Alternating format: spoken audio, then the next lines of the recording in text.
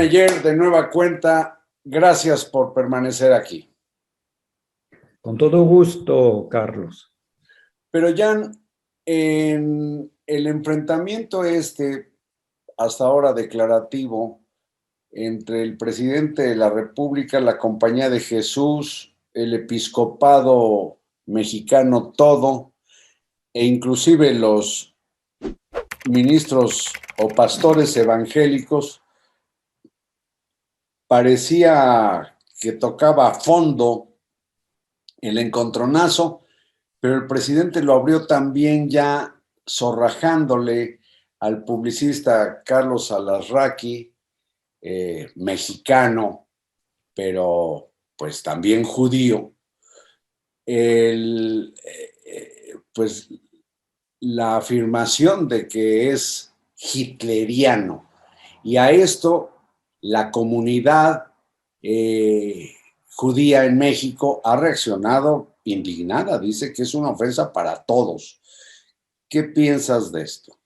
El presidente no soporta ninguna crítica. El señor Alejandro Alarraqui, digamos... Carlos,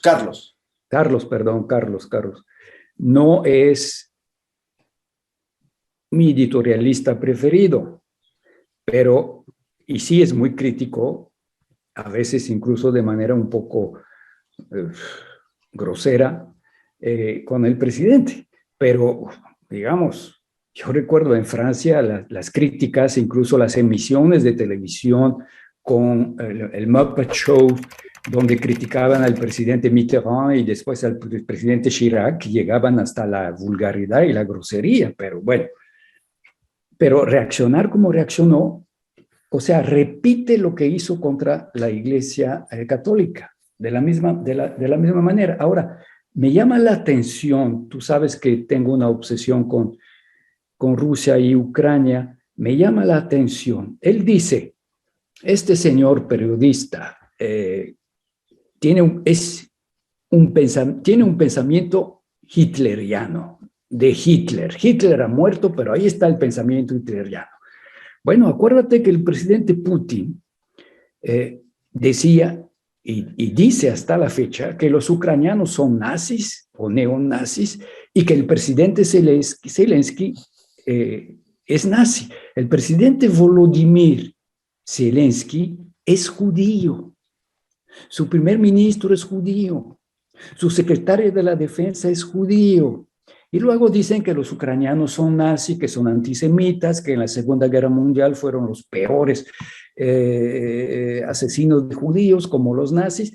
Entonces, sin darse cuenta el presidente, nuestro presidente, repite, hace eco a lo que dice Putin.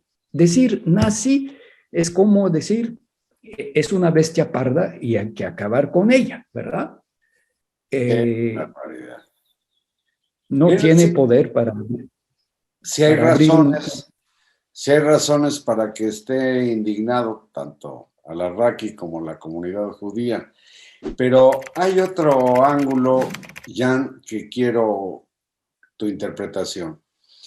En este problema, el Papa Francisco emitió un mensaje a través de Twitter y repitió lo que había dicho ya verbalmente en Roma. Lamentó cuánta violencia hay en México y repitió una frase que supongo de inspiración eminentemente cristiana, que es, pues, digamos, de amor, porque dice, la violencia no se combate con violencia, o más bien, la violencia acarrea más violencia. Pero el presidente toma la frase como si fuera una coincidencia con su política de seguridad y dice que es el único en la Iglesia Católica, el Papa es el único que lo comprende y comparte ese criterio, cuando que los jesuitas y el episcopado dicen, no, este es un estado fallido y lo que hay que hacer es replantear la estrategia de seguridad y que el gobierno cumpla con lo que le mandata la ley. ¿Qué piensas de esto, de que solo el Papa coincida con el presidente. Sí, sí, sí, y participando a un complot, hay un ataque más contra su gobierno. Mira, saca la frase del Papa de su contexto.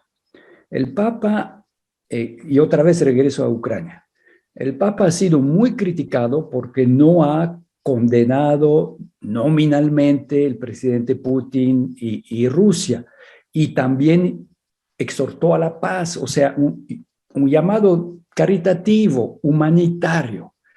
Pero después, cuando le reclamaron, él dijo, es que agarran una frase mía y la sacan del contexto. Es una entrevista que dio hace pocos días a La Stampa, porque decían que el Papa estaba en contra de la guerra, que condenaba todas las guerras, que no había guerra justa. Bien, y el Papa dice, efectivamente, no puede haber una guerra justa.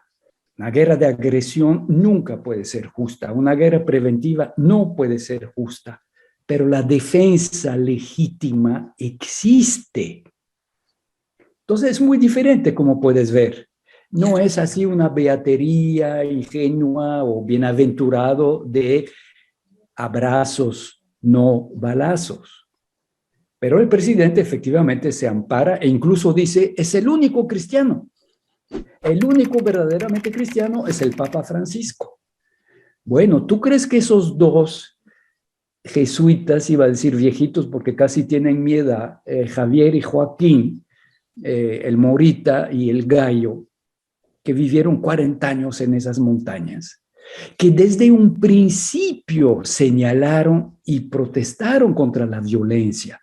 Mira, ¿cómo se atreve a decir que se quedaron callados cuando uno de los dos, no me acuerdo si Javier Campos o Joaquín, fundaron enseguida, tenía un año de haber llegado a la Tarahumara, donde ya existía la violencia, cuando no se hablaba mucho de eso, en la Ciudad de México ni nos enteramos, pero fundó una comisión de defensa e investigación de los derechos humanos, en este caso denunciando la violencia del ejército, Sí. la tortura, las violaciones. Y fue en el sexenio, por cierto, de Felipe Calderón en 2008. Otra vez, ya te digo, desde los años 80, no, en tiempos de Calderón incluso llegaron desde los años 80 dices, perdón. Sí, 1980. Fíjate. Pero en tiempos de Calderón, sí, creo que en 2008 pidieron... También hicieron una denuncia contra militares. Pidieron la renuncia de Calderón y de Genaro García Luna. La pidieron. Entonces, cuando el presidente dice, hipócritas, ¿por qué no dijeron nada en los sexenios anteriores, en los sexenios neoliberales? Yo lo cito, él dice, los jesuitas se quedaron callados en sexenios pasados cuando se puso en marcha la práctica de mátalos en caliente. ¿Por qué esa hipocresía? No, el presidente está totalmente equivocado. Jan, quizás valga la pena recordar a pues, obispos como don Sergio Méndez Arceo, Arturo Lona, como Samuel Ruiz, Méndez Arceo en pleno Echeverriato, excomulgando a los secuestradores y denunciando la pasividad o complicidad de las fuerzas, digamos, del Estado. Es decir, no se puede generalizar, porque yo creo que quien generaliza absuelve. Tendría que ser específicamente el señalamiento a quién fue cómplice o cayó. Luego el presidente dice, callaron como momias, pues casi se los dice a los clérigos. Y pues no sé qué piensas más de este asunto, porque la verdad acá en México ha salido, pues yo diría, pus con este enfrentamiento. Sí, sí, sí. No sé qué tanta difusión tuvo un tuit del rector de la Universidad Pontificia, el padre... Sí, corrió en redes sociales. El padre Mario Ángel. Muy enérgico el llamado, muy fuerte su reproche, no solo por este enfrentamiento presidente-iglesia, y comunidad judía, sino criticando la política toda de esto que le llaman la cuarta transformación. Así es, y recordando una prueba más de que el presidente no acepta la menor crítica, recordando que él hace 2 años había publicado un artículo crítico precisamente sobre el tema de la inseguridad y que en presidencia convocaron a, no me acuerdo quién, si el cardenal eh, o al más alto Sí, de la sí. conferencia episcopal para regañarlo y, y dijo, sin explicar exactamente qué, dijo, la iglesia fue castigada por culpa de mi artículo. Y ahora sí se lanzó realmente con un requisitorio terrible, empezando un gobierno que prometió mucho, que despertó nuestras esperanzas y por ahí dice, y en realidad habla mucho, no escucha nada, no quiere escuchar, miente, traiciona y roba. Un gobierno que manipula a la población. No sé Esto qué. dice el rector de la Universidad Pontificia.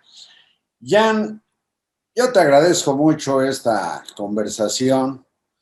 Ya no te quito tiempo y vuelvo a subrayar, eres probablemente el investigador que más conoce de lo que han sido las relaciones entre los distintos gobiernos y ahora se dice las iglesias, y por lo tanto pues no tengo más que pues abrazarte. ¿Sabes Dime. qué? Algo que me da mucha tristeza.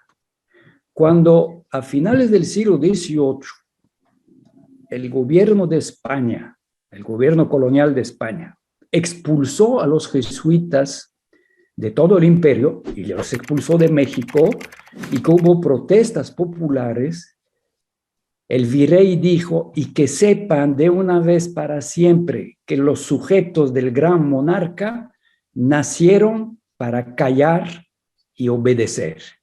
Pues hoy en día tenemos un gran monarca que quiere callarnos. Jan, con eso damos por concluida esta conversación. Te agradezco mucho tu disposición y espero verte pronto personalmente. Te agradezco tu interés por la nación.